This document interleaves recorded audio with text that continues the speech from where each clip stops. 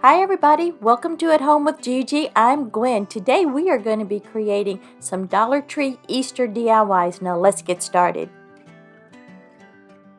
Today we're going to be using this calendar from the Dollar Tree, and I'm showing you we're going to be using the bunny and this wood round also from the Dollar Tree. And I'm just going to go ahead and give this wood round one coat of Waverly chalk paint in Snow White. And now after it's dried, I'm going to go in and add a layer of Mod Podge to this wood round, and then I'm going to let that dry before we move on to the next step.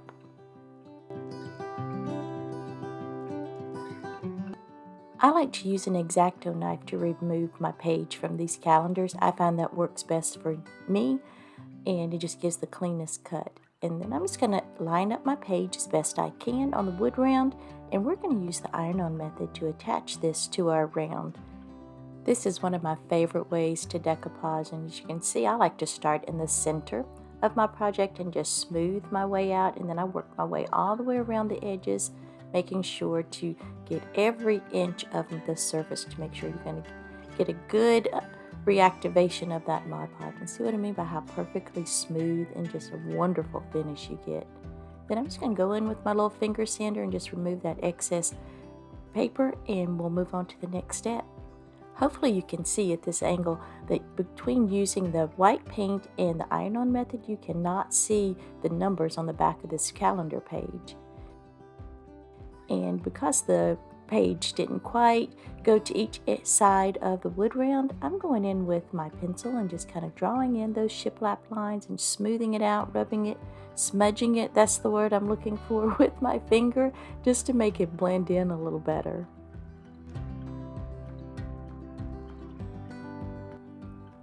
We're going to be using some of these little greenery pieces, and this is just bits and pieces I've had left over from other projects.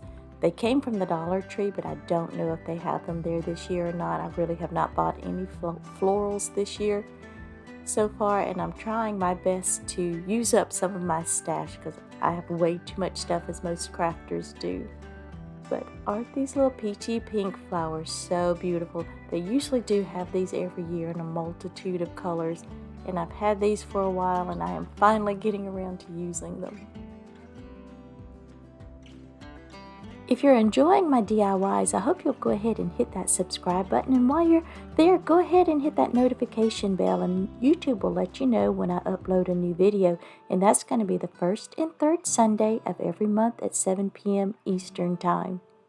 Y'all know I love my collabs, so I'll be throwing a few of those in between, so I can't wait to see y'all each time. And while you're at it, go ahead and hit that like button for me, and if you don't mind, you can leave me a comment. That really lets YouTube know that you're enjoying my videos and will help my channel to grow, and I would appreciate it from the bottom of my heart.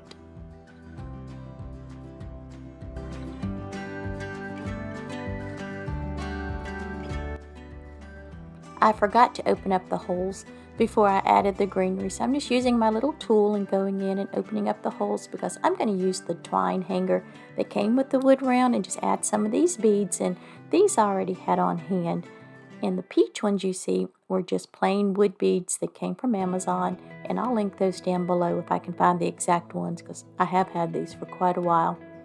And to get that color, I just mixed Tropic Orange and Sun-Kissed Peach from Apple Barrel and just kept mixing it together until I came up with this color.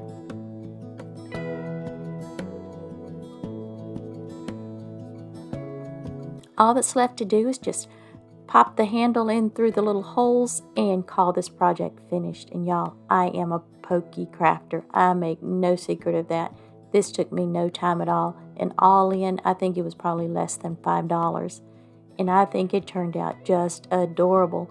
And I think the combination of painting the wood round white and using the iron-on method, you cannot even see the back side of the calendar through this picture. And sometimes you can with the Dollar Tree calendars, and that can be a little bit of a challenge. But I believe this combo really helped prevent that. But tell me what you think down in the comments.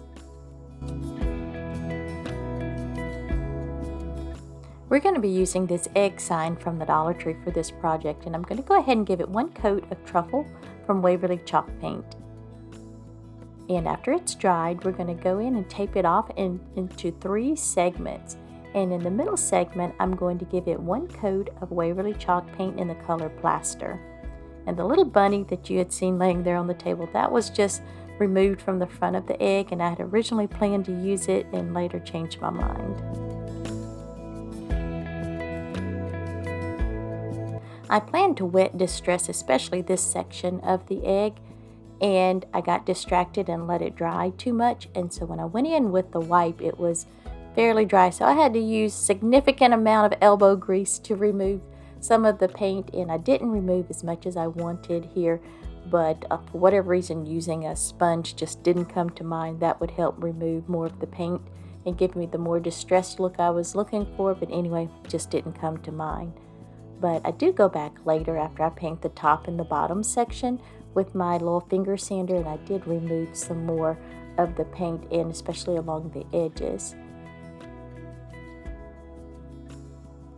For the top and bottom sections of the egg, we're going to be using the colors Ballet and Celery from Waverly Chalk Paint.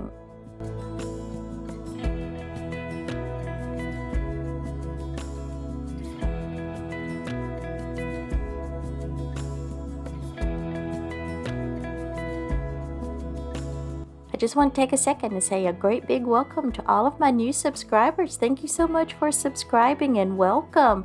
And to my returning subscribers, thank y'all so much for your love and support. I truly, truly appreciate it.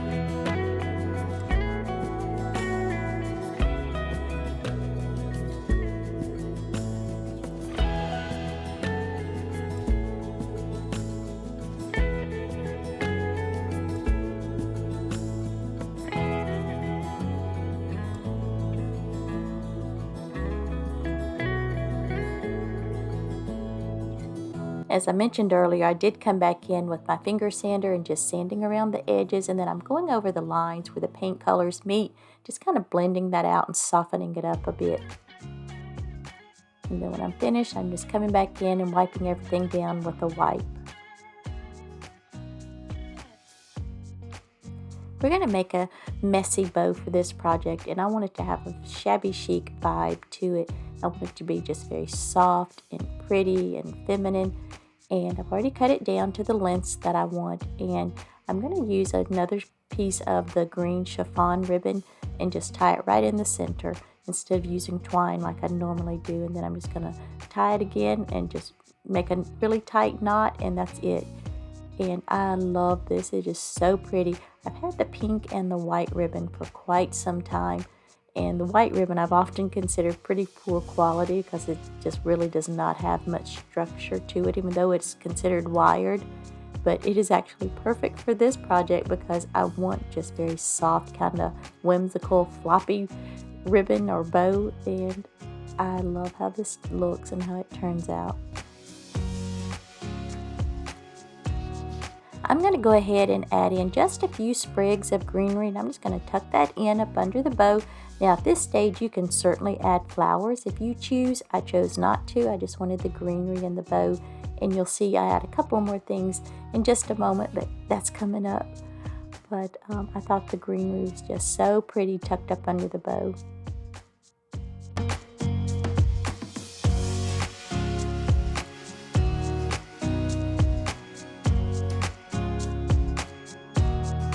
Stain our wood piece, we're going to be using Folk Art Antiquing Wax and a baby wipe. And I went over it one time, it just wasn't quite dark enough, so I just went over it again, let it dry, and then I'm just going to use super glue gel and hot glue to attach it to the front of the sign.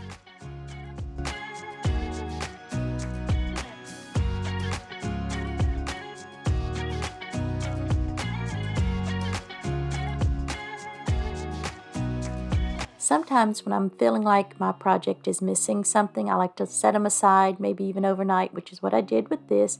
And I came back and added in more greenery, and I also decided that the bow just needed a little something else. So I'm going to add this cross, and these crosses you can get from the Dollar Tree. I think they come in a pack of like 4 or 6, something like that. But anyway, as you're seeing, I just threaded the twine through the little loop there. Gonna use a piece of tape to make it a little bit easier on myself to thread my beads onto there and tie a knot at the very top to keep them from coming loose. Use a little hot glue and just hot glue them right at the very top of my bow. And then I'm just going to go in with a little more greenery to help cover up any of my handiwork right there.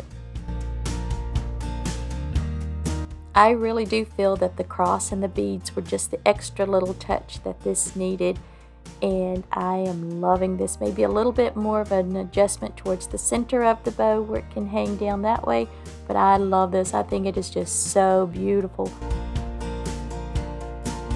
Thank y'all so much for stopping by and spending this time with me. I truly appreciate it, and I can't wait to see you back here. Until next time, bye!